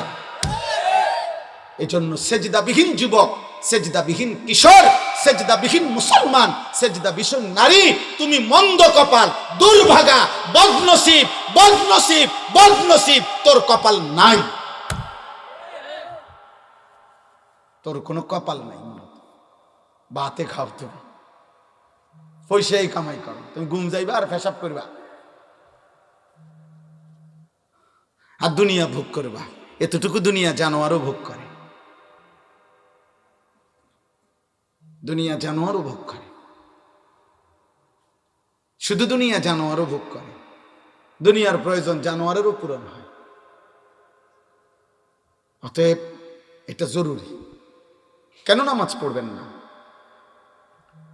কেন 5 ওয়াক্ত নামাজ পড়বেন না? শুক্রবারে শুধু জুমার নামাজ পড়েন, 5 ওয়াক্ত নামাজ পড়েন। আমনে সালাক, আমরা বেকুব, আমরা চিরা খাইয়া বড় হয়েছি, আমনে ভাত খাইয়া বড় হয়েছেন, আমরা ব্যাককল। শুক্রবারে শুধু 2 রাকাত নামাজ দিলে পড়িলে 1 সপ্তাহ নামাজ হয়ে যায়। আপনি এত সহজ কথাটা বুঝা লাইলেন, আমরা বুঝলাম না কেন? ওরে এই বলেন না কেন? কোন বাটপারে বলছে এটা বলেন? কোন হুজুর তো দূরে থাক, কোন বাটপারে বলছে কিনা আপনারে যে হে মুসলমানের বাচ্চা, শুধু শুক্রবারে 2 রাকাত নামাজ পড়লে চলে আর 1 সপ্তাহ নামাজ পড়তে হয় না? এটা কোন সিটারে বলছে আপনারে? মুসলমানের উপরে জুমার নামাজ ফরজ না 5 ওয়াক্ত নামাজ ফরজ? তো জুমার নামাজ কি আলগা নামাজ? শুক্রবারে নামাজ 6 ওয়াক্ত। তো তাইলে শুক্রবারে নামাজ কয় ওয়াক্ত? তো শনিবারে কয় ওয়াক্ত? তো রবিবারে কয় ওয়াক্ত? তো তাহলে নামাজ কয় ওয়াক্ত ফরজ? তো আপনি এটা আলগা করলেন কেন? কোরআন শরীফের এটা মনে করেন আপনি এই পুরা কোরআন শরীফ থেকে আপনার বুঝে ধরছে না, এরকম 2টা আয়াত আপনি এনতে সরাইলাম, হ্যাঁ অনুমতি আছে? তো তাহলে আপনি এটা কেমনে, আপনি এই ভাগ করলেন কেমনে যে বেকুব যারা হেরা পরে 5 ওয়াক্ত, আমি বুদ্ধিমান আমি পড়ি 1 ওয়াক্ত? বলেন আব্বা বলেন। ফজরের নামাজ কেন পড়বেন না? ফজরের নামাজের সময় মহান আল্লাহ তাআলা ভোরবেলা যে ঘুম থেকে জাগায়, সেটা কি আল্লাহ জাগায় না? রাত্রিবেলা ঘুম পাড়ায়, তো সেটা আল্লাহ ঘুম পাড়ায় না? বিষয়টা কি? আমার কিশোর ভাই, যুবক ভাই, আমি হাত জোড় করে অনুরোধ, প্রিয় ভাই আমার, সন্তান আমার, বন্ধু আমার, ফজরের নামাজ মুমিনের নামাজ। ফজরের নামাজ ঈমান আর নেফাকের পার্থক্য, মুমিন না মুনাফিকের পার্থক্য। ফজরের নামাজ আজিমুশান নামাজ। ফজরের নামাজ এমন নামাজ যেই নামাজে সারা রাত্রি আল্লাহর জমিনে যত কোটি ফেরেশতা থাকে সবাই ফজরের নামাজ পড়ে। সারা দিন যত ফেরেশতা জমিনে থাকবে, খোদার কসম হাদিসে আছে, তারা ফজরের নামাজ জামাতে পড়ে। এই জন্য ফজরের নামাজ যে পড়ে না তার উপরে রাত্রির ফেরেশতা লানত দেয়, ফজরের নামাজ যে পড়ে না তার উপরে দিনের ফেরেশতাও লানত দেয়। ফেরেশতা তাকে লানত দিতে দিতে যায়, তোর উপরে আল্লাহর লানত পড়ে। 5 ওয়াক্ত নামাজ পড়ে, বলেন ইনশাআল্লাহ, বলেন ইনশাআল্লাহ। খামখেয়ালি করেন না, খামখেয়ালি। হুজুর ইজ্ঞা বালাই কইছে, উনি খারাপ কইছে, উনার ওয়াজে লোক হইছে, উনার ওয়াজে লোক হইছে না, উনার ওয়াজটা সাফসে বালা, উনার ওয়াজ সাফসে না বালান, মানে এত সাবা সাবি নাই, কন্যা কন্যা খেলা লাগছে না। এটা বিষয়টা কি নয়, লৌকিকতা না, প্রদর্শনী না, আখেরাত। আখেরাত যার কোথায় পরিচিতি অপরিচিতি কোনো দরকার নেই, আপনার আখেরাত দরকার। আমাদের কি দরকার বলেন না? আখেরাত। পৃথিবী চিনলেও আখেরাতে হিসাব দিতে হবে, না চিনলেও আখেরাতে কি দিতে হবে? হিসাব দিতে হবে, হিসাব দিতে হবে। একটা একটা গুনাহ ছাড়েন, একটা একটা গুনাহ। এই বাবা একটা একটা গুনাহ ছাড়েন, আমিও আপনিও, আমিও আপনিও। নারীর ছবি দেখো না বাবা, অশ্লীল উলঙ্গ দৃশ্য দেখো না আব্বা, নারী ছবি, জিনা ব্যভিচারের দৃশ্য, মোবাইলের এই আসক্তি, ছেলে মেয়েদের এই অবাধ মেলামেশা, ছেলে মেয়েদের এই অবাধ হারাম প্রেম, হারাম সম্পর্ক। আল্লাহর কসম, খোদার কসম বলছি, আল্লাহ কোরআনে বলছে নারী পুরুষ ছেলে মেয়ে বিবাহ বহির্ভূত হারাম সম্পর্ক যারা করবে, রবের ওয়াদা এটা, আল্লাহর ওয়াদা এটা, আমি তারে দুনিয়াতেও বেইজ্জতি করব, আমি তারে আখিরাতেও বেইজ্জতি। এটা আল্লাহর ওয়াদা, সূরা নূরের মধ্যে আছে। আল্লাহ বলছে আমি তোকে দুনিয়াতেও অপমান করব, আমি তোকে আখিরাতেও, তোর দুনিয়াও জাহান্নাম বানায় দেবো, তোর আখিরাতেও জাহান্নাম বানায়। ইন্নাল্লাযীনা ইউহিব্বুনা আন তাশিআল ফাহিশা ফিল্লাযীনা আমানু লাহুম আযাবুন আলীমুন ফিদ দুনিয়া ওয়াল আখিরাহ। ফিদ দুনিয়া, এই যে দুনিয়া, এটা বুঝছেন আরবিটা কথা বোঝেন নাই? ফিদ দুনিয়া এই কথাটা বুঝছেন নি? দুনিয়া যে এটা কোরআনের আয়াত। আল্লাহ বলে মুসলিম জনসমাজে যারা অশ্লীলতা ছড়িয়ে দেয়, আর অশ্লীলতা বলাই হয় আযিনা ওমা আশবাহুহু, অর্থাৎ ব্যভিচার, জিনা, নারী পুরুষের অবাধ মেলামেশা এবং তৎসংশ্লিষ্ট যাবতীয় বিষয়। নারী পুরুষের, ছেলে মেয়ের বিবাহ বহির্ভূত গুনার যত সম্পর্ক, এবার চোখে দেখেন, কানে শোনেন, হাতে ছুঁয়ে দেন, সঙ্গে থাকেন, কল্পনায় ভাবেন, কানে আলাপ করেন, হ্যাঁ, রাতের পর রাত জেগে কথা বলেন, উলঙ্গ ছবি দেখেন, নর্তকীর নাচ দেখেন, অথবা জিনা করেন, নিজের হাত লজ্জাস্থানে নাপাক ব্যবহার করেন, কিংবা যাই করেন, শাহওয়াতের যা, এটা অশ্লীলতা, এটা অসভ্যতা, এটা বেহায়াপনা। পৃথিবীর কোন সভ্য সমাজে, মানবতার কোন সমাজে অশ্লীলতাকে, অসভ্যতাকে, নারী পুরুষের অবাধ যৌনাচারকে পৃথিবীতে কখনোই কোথাও ভদ্রতা বলা হয় নাই। কোনো বেঈমানও বলে নাই, কোনো মুশরিকও বলে নাই, কোনো ইহুদির বাচ্চাও বলে নাই, কোনো খ্রিস্টানের বাচ্চাও বলে নাই। নগ্নতা নগ্নতাই, অসভ্যতা অসভ্যতাই। অতএব আজকের এই ছেলে মেয়েরা, বেপর্দা ছেলে মেয়েরা যত অত্যাধুনিক পোশাকে পড়ুক, যত অত্যাধুনিক ফ্যাশনই করুক, যত রঙে ঢঙ্গে নাচুক না, ওরা অসভ্য অসভ্য অসভ্যই থাকবে। এটা আপনি ভদ্রতার যত রঙই লাগান, তো এটা সবটা অসভ্যতার রঙই, দুর্গন্ধ, পায়খানা বাড়বেই, দুর্গন্ধ বাড়বে। ডিজাইন বানায়েন না, এটার মধ্যে ডিজাইন করলে হবে না। হ্যাঁ, অতএব কোনোভাবেই এটা করা যাবে না। একটা যুবক ভাই, তোমার চরিত্র তোমার জীবনের মূল পুঁজি, তোমার আখলাক তোমার জীবনের মূল পুঁজি। একটা নারীর কাছে হেরে গেলা, লজ্জাস্থানের চাহিদার কাছে হেরে গেলা, আহা, এর চাইতে বড় কাপুরুষ আর কেউ হইতে পারে না। আমি একটা পুরুষ বেটা, আমার হাতে পৃথিবী গড়বে, আমার হাতে দেশ গড়বে, আমার হাতে জাতি গড়বে, আমার হাতে সংসার গড়বে, আমার হাতে পৃথিবী গড়বে, আমার হাতে আমার সন্তান গড়বে, আমার হাতে আগামীর পৃথিবীতে কালেমার পতাকা উড়বে, আমার হাতে ইসলামের বিজয়ের নিশানা উড়বে। সে কেন নারীর কাছে হেরে যাবে? জীবন মানে শুধু ছবি, জীবন মানে শুধু একটা বেডি দেখা, উলঙ্গ দৃশ্য দেখা, বেটা অপদার্থ বেটা, আকামলা কোথাকার বেটা। জীবনের কোনো অর্থই তো জানো নাই বেটা, জীবনের কোনো উদ্দেশ্যই তো চিনো না। নারীর চাহিদা, নারীর প্রয়োজন, এ তো আল্লাহ তাআলার ওয়াদা। আল্লাহ বলছে, বান্দা আমি তোমার বৈধ চাহিদা পবিত্র বিবাহের মাধ্যমে আমি পূরণ করে দেব, এটা আমার ওয়াদা। ওয়াদা। এই পৃথিবীতে আমরা এই মানুষগুলো বিবাহের পবিত্র সম্পর্ক যদি না হতো, তো এই সম্পর্কের পবিত্রতার মাধ্যমেই আমরা আসছি না। কথা বলেন না কেন? আমি কোনো মা বাবার সন্তান না, তাহলে এক স্বামী স্ত্রীর পবিত্র ভালোবাসার সন্তান আমি। আপনি কোনো মা বাবার সন্তান না, তা আপনারা কোনো মা বাবার সন্তান না, তো স্বামী স্ত্রী, নারী পুরুষের এই মেলামেশা, হালাল পবিত্র চাহিদা পূরণ, এর বরকতেই আল্লাহ তাআলা এই পৃথিবীতে মানব প্রজন্ম এই পর্যন্ত আনছেন। এভাবেই আগামী কিয়ামত পর্যন্ত চলবে। আল্লাহ আমাদেরকে হেফাজত করে। আমি অনুরোধ করছি আমার যুবক ভাই, আখলাকের হেফাজত কর, আখলাকের হেফাজত। গান বাদ্যের আড্ডা, গায়িকা নায়িকার আড্ডায়, মোবাইলের মাধ্যমে হোক, কোনো গানের আড্ডা, নর্তকীর আড্ডা, কোনো ছবির আড্ডা, কোনো নৃত্যের আড্ডা, কোনো বাদ্যযন্ত্রের আড্ডায় কোনোভাবে ভাইয়া অংশগ্রহণ করো, অংশগ্রহণ করো, অংশগ্রহণ করো। আমাদের ইমামে আজম আবু হানিফা রাহমাতুল্লাহ আলাইহি বলছেন, সিমাউল আগানি ফিসকুন ওয়াত তালাজ্জুদু বিহা কুফরুন। গান শোনা প্রকাশ্য পাপ। তিনি বলছেন গান শুনে মজা পাওয়া এটা কুফরি,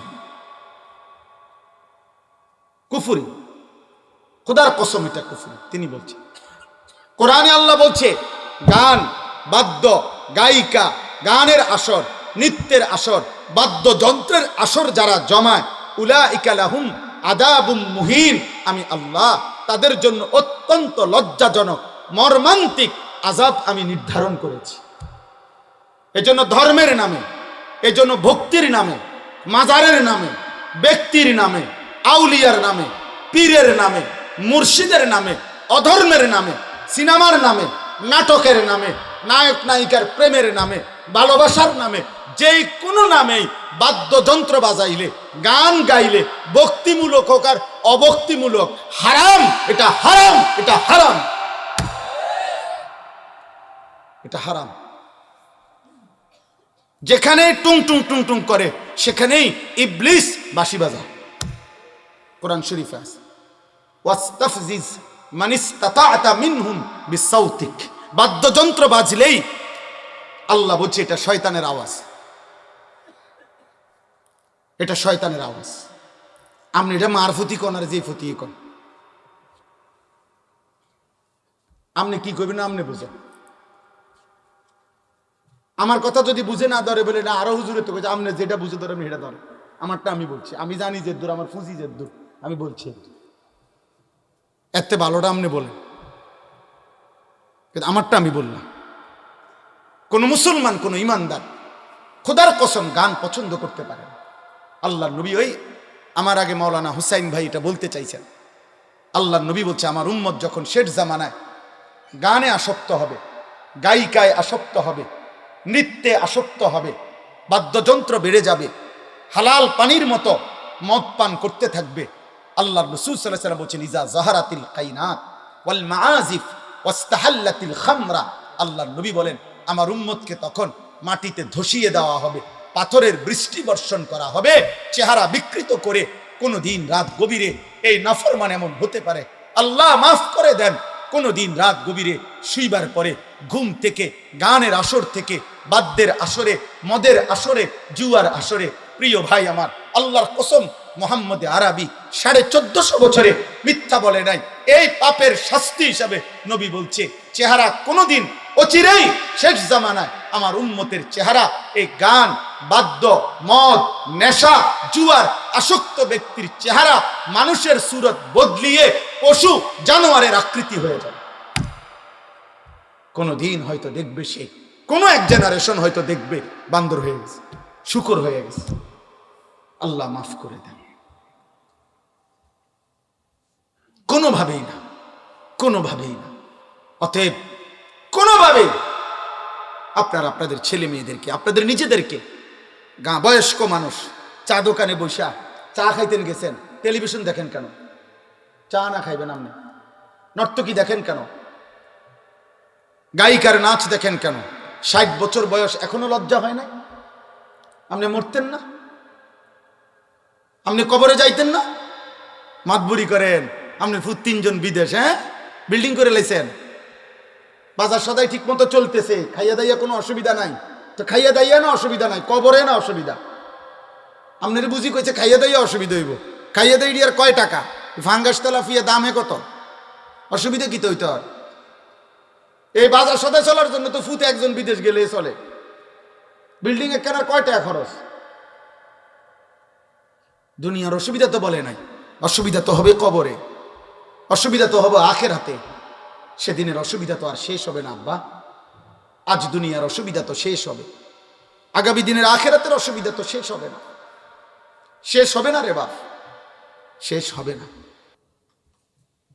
আল্লাহ আমাদেরকে মাফ করে দেন, আল্লাহ আমাদেরকে মাফ করে দেন। মদ জুয়ার আসক্তি থেকে আমার মহল্লার যুবক ভাই বাঁচো ভাইয়া, মদের নেশা থেকে বাঁচো, জুয়ার নেশা থেকে বাঁচো। আল্লাহ রসুল সাল্লাল্লাহু আলাইহি সাল্লামের একটা সাংঘাতিক হাদিস বলি আমি। নবী সাল্লাল্লাহু আলাইহি সাল্লাম বলছে, সবাই শোনেন, শুনতেছেন? খোদার কসম বিশুদ্ধ হাদিস, আমার কাছে নির্ভরযোগ্য তাফসীর আছে। আল্লাহ নবী সাল্লাল্লাহু আলাইহি সাল্লাম বলছেন, মান জানা ওয়া শারিবাল খামরা নাযা আল্লাহু মিনহুল ঈমান কামা ইয়াখলাউল ইনসানু আল কামিসা মিন রাসিহি। নবীজি বলেন, কেউ যখন জিনা করে এবং মদ পান করে, দেখবেন, মনে রাখবেন, নারী, হ্যাঁ, মদ, এরপরে গান বাদ্য, এই তিন জিনিস এক ক্ষতি আনে। এটা একই দাগের, এক ক্ষতি আনে তিন দাগ। এক দাগে নারী, আরেকটা হলো আপনার মদ, নেশা, আর হলো গান। যেখানে গান বাদ্যের আসর সেখানে নেশাও আছে, সেখানে নারীও আছে। যেখানে নারীর হারাম আসর আছে সেখানে মদের ব্যবস্থাও আছে, গানের ব্যবস্থা আছে। যেখানে মদের ব্যবস্থা আছে সেখানে নারীও আছে, সেখানে আপনার কি গান বাদ্য আছে। আর এই তিনটা একই ক্ষতি আনে, তিন দাগ। বুঝছেন নি হিসাবটা? আল্লাহ রাসূল সাল্লাল্লাহু আলাইহি সাল্লাম বলেন, যে জিনা করে এবং মদ পান করে, তো আল্লাহ তার কলিজার থেকে ঈমানকে এভাবে টেনে বের করে ফেলে, মানুষ তার গায়ের থেকে জামা যেভাবে খুলে ফেলে।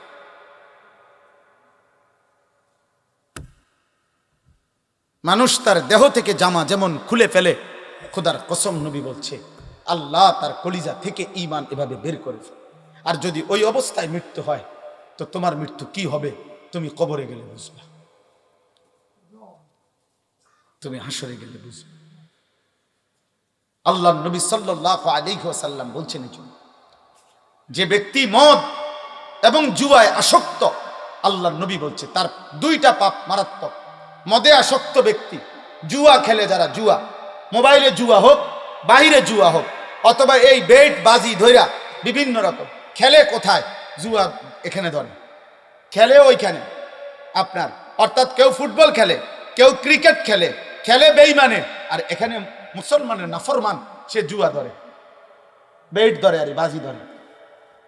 অনলাইনে লাখ লাখ যুবক এখন অনলাইনে জুয়া খেলে, মোবাইলে। বাবারা জানেও না, বাবা জানেও না, এবার টাকা টাকা দেয়, ওনার টাকা দিয়ে এমবি ঢুকায়, ওনার টাকা দিয়ে। আহা বাবা, এত খামখেয়ালি, এত মস্কারি হাসরের ময়দানে টিকবেন। আমি বুঝছি না। না বুঝছেন না, আপনি বুঝছেন, আপনি 14 গোষ্ঠী বুঝছেন, আপনি বুঝেন না। আপনার ছেলে এক ওয়াক্ত নামাজ পড়ে না, ওই কি করে আপনি বুঝেন না? বেনামাজি ছেলে 24 ঘন্টা মোবাইল দিয়া জুনায়েদ বাগদাদির ওয়াজ শুনে।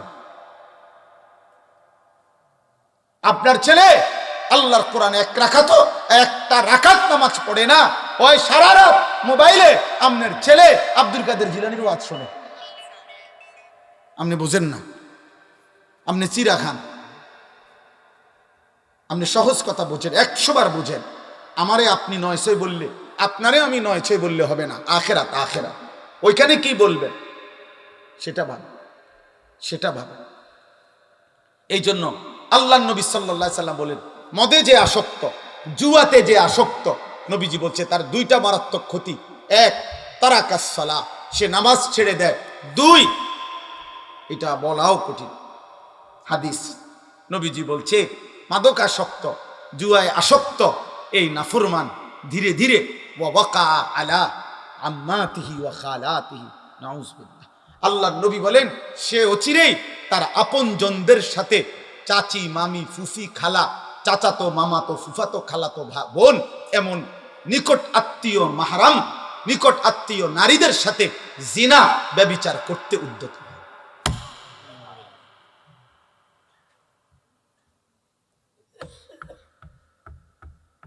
কি বুঝলেন?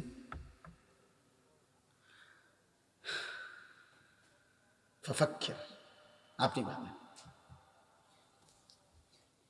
ভাবেন প্রত্যেকটা পাপের কারণে অভিভাবক সমপরিমাণ দায়ী হবে। এই জন্য যে যা পারেন দুনিয়াতেই ভাত তরকারি বেশি করে খাইয়া যান। মন না চাইলেও আরো 2 গা ভাত লন, মন না চাইলেও আরো 2 টুকরা গোস্ত লন। আখেরাত কঠিন হবে, জাহান্নাম কঠিন হবে। আব্বা, হাসরের ময়দান বড় কঠিন হবে। অস্বীকার করলেই আখেরাত হবে না এমন না, ভুলে গেলেও আখেরাত হবে। কথা বলেন না, হবে আখেরাত, মৃত্যু হবে আমাদের, আখেরাত হবে, বিশ্বাস হয়। এই শেষ কথা।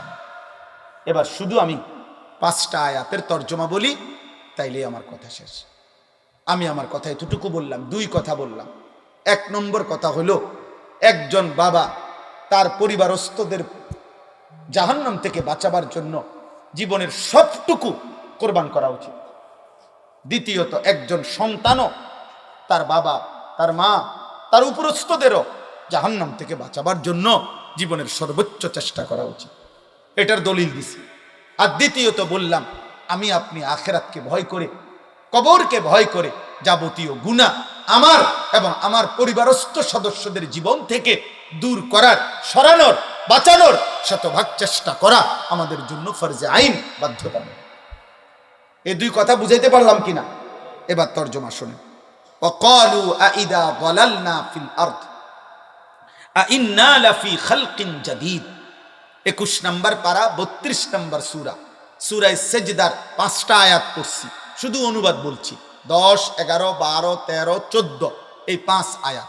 আল্লাহ বলেন, মক্কার কাফের, মুশরিক, বেঈমান, পাপী, নাফরমানরা অহরহ নবীজিকে বলতো, মুহাম্মদ, আমরা মৃত্যুর পরে কবরে মাটির সাথে একটা নির্দিষ্ট সময়ের মধ্যে হারিয়ে যাব। কিছুদিনের মধ্যেই আমাদেরকে মাটি খেয়ে ফেলবে, মাটি সমান করে ফেলবে, মাটি আমাদেরকে মিশায়া ফেলবে, মাটি আমাদেরকে অদৃশ্য করে ফেলবে। কিছুদিন পরেই আমাদের হাড্ডি, চামড়া, গোশত আর মাটির সাথে খুঁজেও পাওয়া যাবে না, পাওয়া যাবে। মনে করেন 500 বছর আগে এখানে আপনার কবর ছিল, এমন হাজারো জায়গা আছে যেখানে এখন কবর তো দূরে থাক, ওই জায়গা নদী হয়ে গেছে, খাল হয়ে গেছে। তাহলে লাশ তো দূরে থাক, কবর তো দূরে থাক, মাটিও তো নাই।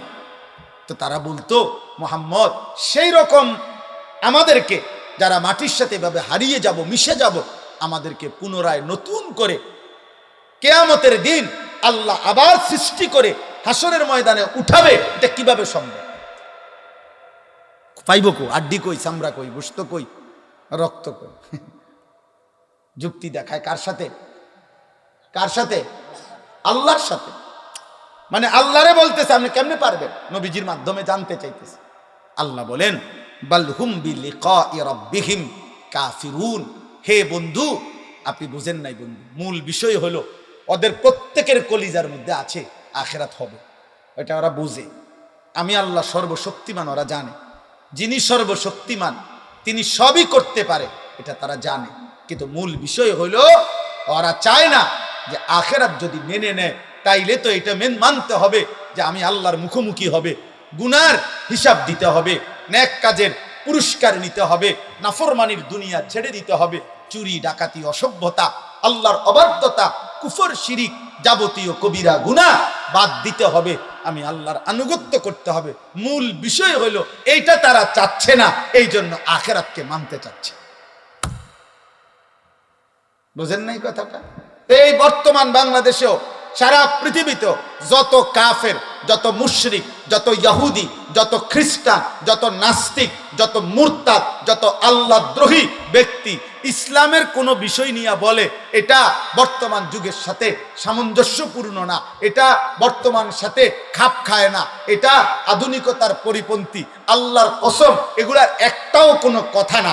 সবই তারা বোঝে, সব যৌক্তিক, সব আধুনিক, কিন্তু মূল বিষয় হলো মানলেই অসভ্যতা ছাড়তে হবে, আল্লাহর গোলামি করতে হবে, এটাই তারা চায় না। এটাই হলো মূল কথা। আপনি কলজা খুললে এটাই পাইবেন।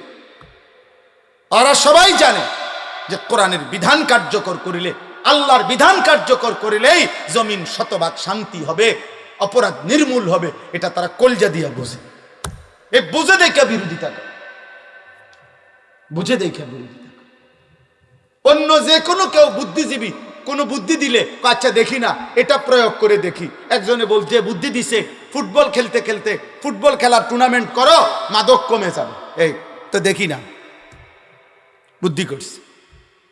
সেদিন আমার এক ভদ্রলোক বলছে, হুজুর আমি নেট করে দিছি, সারা রাত্র খেলার জন্য ছেলেদেরকে জায়গা করে দিছি যেন নেশা না করে। অসাধারণ ফর্মুলা। সেরকম বুদ্ধি, আপনার মাথা ফুরাটাই বুদ্ধি। কথা বুঝেন না? হ্যাঁ, বুদ্ধি দিছে। এই কিছুদিন আগে, এখন একটু কমছে, কিছুদিন আমাদের বাংলাদেশে ছিল ধর্ষণ, নারী নির্যাতন, ইভটিজিং এর বিরুদ্ধে আপনার সচেতনতার জন্য স্টেডিয়ামে ওপেন কনসার্ট। ঢাকা থেকে শিল্পী আসবে, শিল্পী ব্যান্ডের তালে তালে, বাদ্যের তালে তালে, গেয়ে গেয়ে, নেচে নেচে শিল্পী বুঝাইয়া বলবে ছেলেদেরকে, যুব সমাজকে, তোমরা ধর্ষণ ব্যভিচার করবা না, ইফটিজিং করবা না। ছেলেরা কনসার্টের মাঠ থেকে বলবে আমরা এখান থেকে জুনায়েদ বাগদাদি হয়ে ঘরে ফিরলাম। অসাধারণ, অসাধারণ। কুমিল্লা একবার দেখছি পোস্টারিং করছে মাদকের বিরুদ্ধে ফুটবল, মাদকের বিরুদ্ধে ফুটবল, ফুটবলের টুর্নামেন্টের আয়োজন করছে মাদক কমানোর জন্য। অথচ এই পৃথিবীতে সমস্ত আন্তর্জাতিক খেলোয়াড়দের মধ্যে অসংখ্য খেলোয়াড় ফুটবলের ইতিহাসে আছে যাদেরকে ফুটবল খেলা থেকে চিরতরে বিদায় করে দিছে তাদের ডোপ টেস্ট পজিটিভ হওয়াতে, অর্থাৎ তাদের শরীরে মদের নেশার উপস্থিতি পাওয়ার কারণ। আমরা কি সিরা খাই? আমরা জানি না দুনিয়া কি আছে।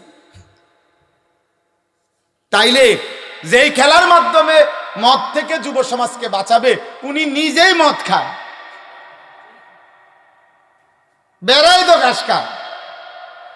অতএব হবে না, হবে না, হবে না। পদ্ধতি একটাই, আল্লাহর কোরআনের বিধান। বলেন আলহামদুলিল্লাহ। জমিনের শান্তির মূল মন্ত্র একটাই, রবের কানুন। আল্লাহ আমাদেরকে তৌফিক দান করেন। কুল ইয়াতাওয়াফাকুম মালাকুল মাউতিল্লাযী ওয়াক্কিলা বিকুম সুম্মা ইলা রাব্বিকুম তুরজাউন। আল্লাহ বলে, বন্ধু আপনি বলে দেন, তোমরা মানো বা না মানো, দুই জিনিস নিশ্চিত হবে। এক, আজরাইল কর্তৃক তোমাদের মৃত্যু হবে, আমি আল্লাহর পক্ষ থেকে নির্ধারিত সময়ে এটাও নিশ্চিত হবে। সুম্মা ইলা রাব্বিকুম তুরজাউন, আমি আল্লাহর কাছে তোমাদের সকলকে হাসরের ময়দানে একত্রিত করা হবে, এটাও হবে। তুমি মানো বা না মানো, হবে তো? বলেন না হবে তো? মৃত্যুও হবে, আখিরাতও হবে। বলেন কি হবে? কি হবে? আবার বলেন, আবার বলেন। আল্লাহ বলেন এই দুইটা হবেই। এবার আল্লাহ বলেন, ওয়ালাউ তারা ইদিল মুজরিমুনা নাকিসু রুউসিহিম ইনদা রাব্বিহিম। আল্লাহ বলেন, হে বন্ধু, সেদিন আখিরাতে আপনি দেখবেন সমস্ত পাপী, নাফরমান, বেঈমান, মুশরিক, মুরতাদ, আল্লাহদ্রোহী, গুনাহগার, পাপী বান্দা আমি আল্লাহর সামনে মাথাটা নুয়ে, লজ্জায়, অপমানে, বেইজ্জতিতে মাথা নুয়ে আমার সামনে দাঁড়িয়ে থাকবে। আর কি করবে? রব্বানা আবসারনা ওয়াসসামি'না ফারজি'না না'মাল সালিহান ইন্না মুকিনুন। আলামিন ভাই আসতেছে, আসতে হবে না, আমার আয়াত শেষ, শুধু অনুবাদ কই। আর 2 মিনিট, আপনি আসেন, দ্রুত আসেন। জি, রব্বানা আবসারনা। দেখেন আল্লাহর কাছে প্রত্যেক নাফরমান বলবে, দোস্ত কথাটা শোনেন, মাথাটা নুয়ে নাফরমান বান্দা আখিরাতে আল্লাহকে বলবে, আল্লাহ আজ আমি হাসরের ময়দানের সবকিছু নিজ চোখে দেখলাম, আমি শুনলাম, আমি বিশ্বাস করলাম। ফারজি'না না'মাল সালিহান। এবার নাফরমানের আলাফটা শোনেন, হে কয় কি? আল্লাহরে বলবে, আল্লাহ আজকে আমি হাসরের ময়দানে এসে সব দেখলাম, সব শুনলাম, সব মানলাম, অতএব এখান থেকে আমাকে এখন দুনিয়ায় আবার ফেরত পাঠান। এবার গেলে একেবারে কথা, পিওর কথা, আমি নেক আমল করি। সুবহানাল্লাহ। কীর্তেন কি সুবহানাল্লাহ? তারে কই নেবেন না, আমি কয় কিতে কয় কি সুবহানাল্লাহ নি বেড়া। হ্যাঁ, বুঝেন নাই হিসাবটা? আপনার আল্লাহের ঢং দেখছেন নি? এখন আমারে পাঠান, এখন আমি নিশ্চিত হলাম, এখন আমি আমল করব। আল্লাহ বলেন, ওয়ালাউ শি'না লাআতাইনা কুল্লা নাফসিন হুদাহা। এই নাফরমান বান্দা, আমি চাইলে দুনিয়াতেই বাধ্য করে, জবরদস্তি করে আমি সমস্ত নেক আমল, হেদায়েত, আমি আমার আনুগত্য নিতে পারতাম। পারতো? পারতো? আল্লাহ আমাদের প্রত্যেককে দিয়ে এখানে এখন যারা বসছেন, এখানে যেহেতু আসতে পারলেন, তো আপনারা সবাই এশার নামাজে আল্লাহ আমগরে চাইলে ঢুকাইতে পারতো না? 5 ওয়াক্ত নামাজ বাধ্যতামূলক আমাদেরকে আল্লাহ সেজদা দেওয়াইতে পারতো না?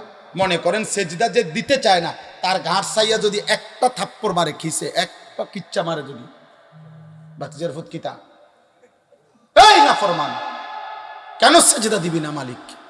তো এরপরে কি হবে? আল্লাহ কোরআনে বলছে, মা তারাকা আলা যাহরিহা মিন দাব্বা।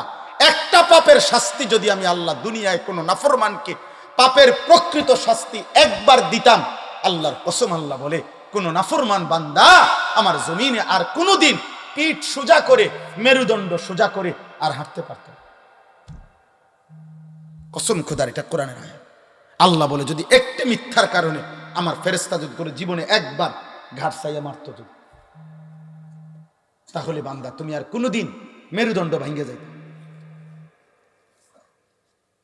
আমি শুধু দয়া করে ছেড়ে দিছি বান্দা। আল্লাহ বলে আমি চাইলে পারতাম, ওয়ালাকিন হাক্কাল কওলু মিন্নী লাআমলা আন্না জাহান্নামা মিনাল জিন্নাতি ওয়ান নাসি আজমাইন। আল্লাহ বলেন অতএব আজ আমার চূড়ান্ত সিদ্ধান্ত, আজ আমার ফয়সালা, আজ আমি হাসরের ময়দানে মাফ করব না বান্দা, আজ আমি বিচার করব। বিচার